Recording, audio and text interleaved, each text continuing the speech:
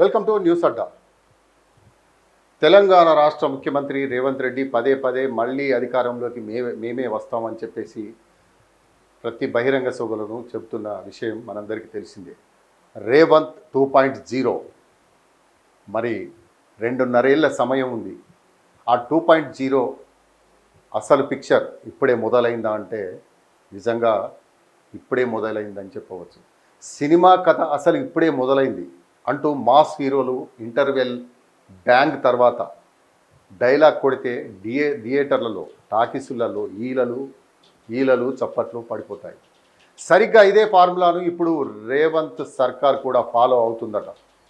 తొలి 2.5 ఏళ్ళు ఎన్నికల ట్రైలర్లు, ఉప ఎన్నికల స్పెషల్ షోలు, రాజకీయ ట్విస్టుల స్క్రీన్ ప్లేతో సరిపెట్టిన పాలకులు ఇక నుంచి అసలు సినిమా చూపిస్తాం అంటూ సెకండ్ హాఫ్లోకి గ్రాండ్ ఎంట్రీ ఇచ్చేశారట.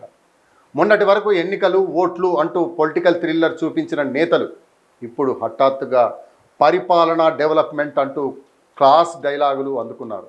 అంటే ఇప్పటి వరకు జరిగింది కేవలం వామప్ మాత్రమేనట. అసలు మ్యాచ్ ఇప్పుడే మొదలైందన్నమాట. సినిమాలో సెకండ్ హాఫ్ అనగానే పాత క్యారెక్టర్లు మాయమై కొత్త ముఖాలు ఎంట్రీ ఇవ్వడం కామన్ కదా. ఇక్కడ కూడా అదే సీన్ రిపీట్ అయ్యింది. ఐఏఎస్, ఐపీఎస్ అధికారుల భారీ బదిలీలతో కొత్త కాస్టింగ్ సెట్ చేసేసారు. పర్ఫార్మెన్స్ అదిరిపోతే క్లైమాక్స్ వరకు స్క్రీన్పై ఉంటారు. లేదంటే మీ క్యారెక్టర్ ఇక్కడితో ముగిసింది సార్ అంటూ ప్యాకప్ చెప్పేసి లూప్ లైన్లో పడేస్తున్నారు. నియోజకవర్గాల సంఖ్యను 119 నుంచి 182కు పెంచుతారనే కొత్త లీకులు మార్కెట్లోకి వదలడం జరిగింది. దీంతో ఇప్పటి వరకు టికెట్ దొరకక పార్టీ ఆఫీసుల చుట్టూ తిరిగిన లీడర్ల ముఖాల్లో ఆశలు చిగురిస్తున్నాయట. ఇంకొంచెం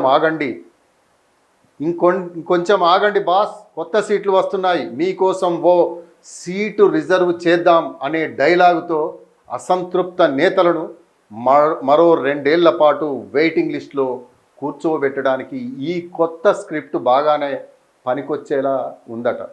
మెట్రో విస్తరణ, future city, Warangal airport, Musi river front ఇలా వరుస పెట్టి భారీ ప్రాజెక్టుల ఫస్ట్ లుక్ పోస్టర్లను రిలీజ్ చేసేస్తున్నారు.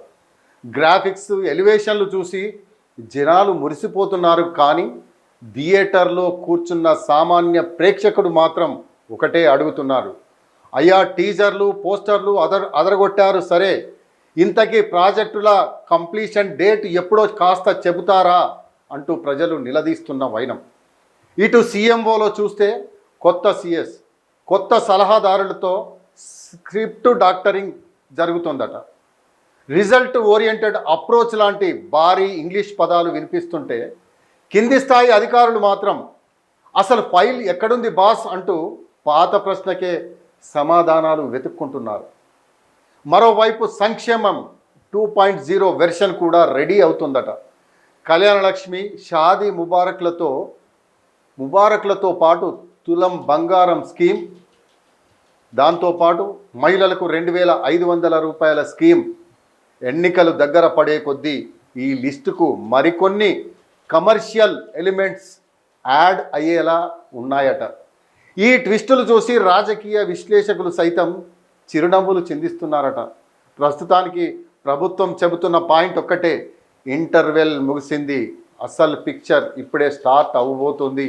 అయితే సీట్లలో కూర్చున్న పబ్లిక్ మాత్రం జేబులో ఖాళీ అయిన పాప్కార్న్ టబ్ను చూసుకుంటూ, బాస్ ఈసారైనా నిజంగానే సినిమా చూపిస్తారా, లేక మళ్ళీ నెక్స్ట్ ఎలక్షన్ల వరకు ట్రైలర్లతోనే సరిపెడతారా అని గుసగుసలాడుకుంటున్నారట. చూడాలి మరి ఈ సెకండ్ హాఫ్ హిట్ అవుతుందో లేక యావరేజ్గా మిగిలిపోతుందో వేచి చూద్దాం.